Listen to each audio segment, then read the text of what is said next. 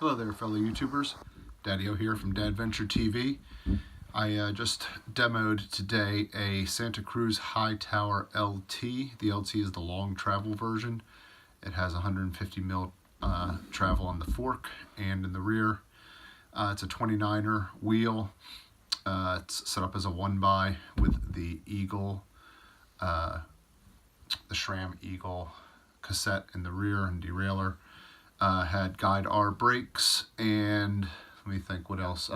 Is a carbon frame. The Carbon C is what I demoed. It is the slightly heavier but less expensive carbon frame that Santa Cruz makes. So my impressions on the bike, it is a great bike. I took it up here to Deep Creek Lake, rode the Deep Creek State Park Trail, and rode over behind Wisp, Fork Run natural area is what they call it. The bike, to me, in short, is a phenomenal downhiller. Great at gaining speed, keeping speed, and just smoothing out chunk. I mean, it just mashes crazy rocky terrain and allows you to go super fast over it. It also pedals really well uphill in the full open position. With the shock, it has a full open middle setting, and as well as a full lockout. I kept it in the full open the whole time, and for pedaling fairly non-technical uphills where you're just kind of going to get in a gear and go, it is really a great uphill bike. However, I'm looking for a bike for up here, primarily the Appalachian Mountains and the Mid-Atlantic area, West Virginia, Western Maryland, Western PA. And these trails out here don't have a lot of super long descents, super long just sort of one gear climbs.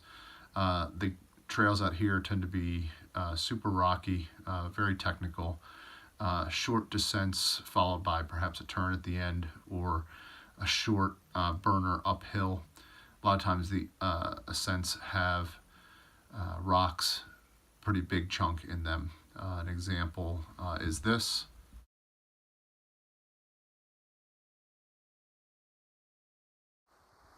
And this is another example.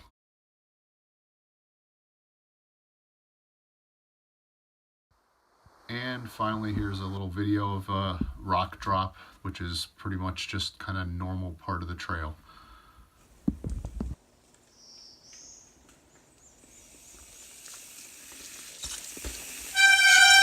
So a couple things about this bike that I didn't like for my use of it, which is on trails like these.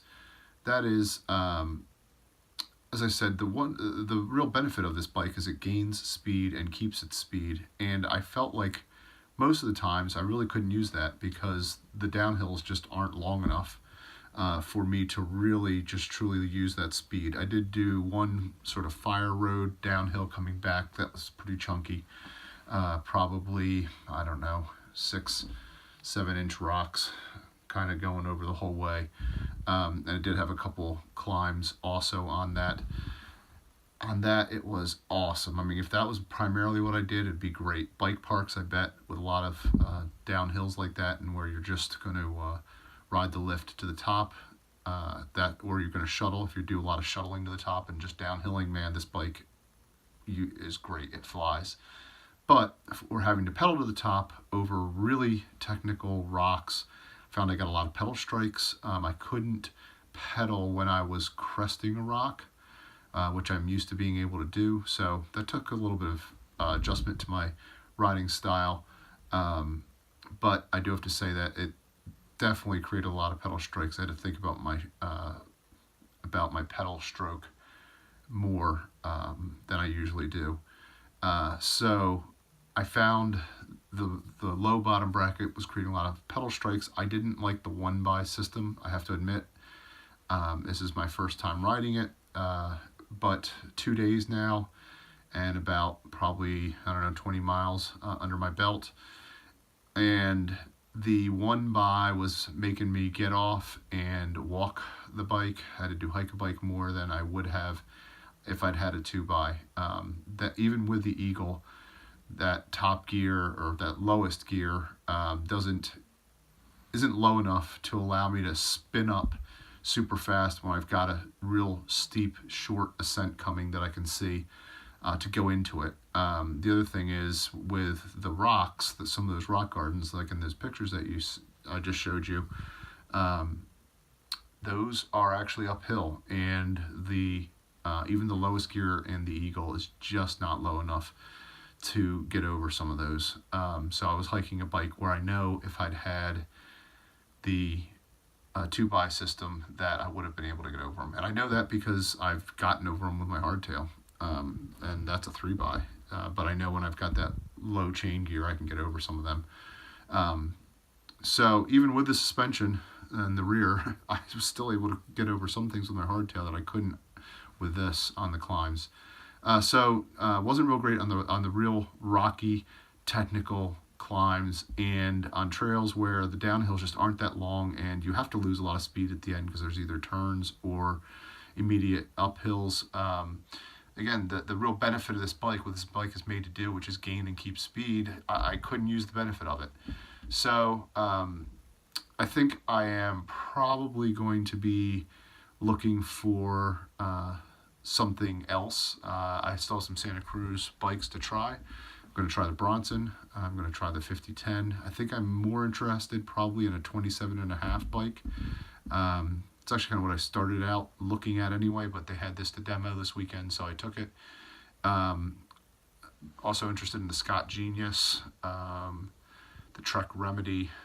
So I did like it. I mean, it's a great bike, but I think it's really more designed for really long uphills in sort of 1, maybe 2 gears, and followed by long descents over a real big chunk. You're gonna have a blast on this bike. But for up and down trails that are really technical, a lot of short uphill sprints, a lot of rocks you're cresting over, I didn't think it was actually the best bike for that. So I'll keep looking. It is a great bike though. Check it out if your riding suits, I think, some of the benefits of it. And we'll see what my next bike is that I get to demo here, and I'll tell you what I think about that. Thanks for watching. If you like this, hopefully it helped a little bit. Hit the like button. Any comments, leave them below. Thanks.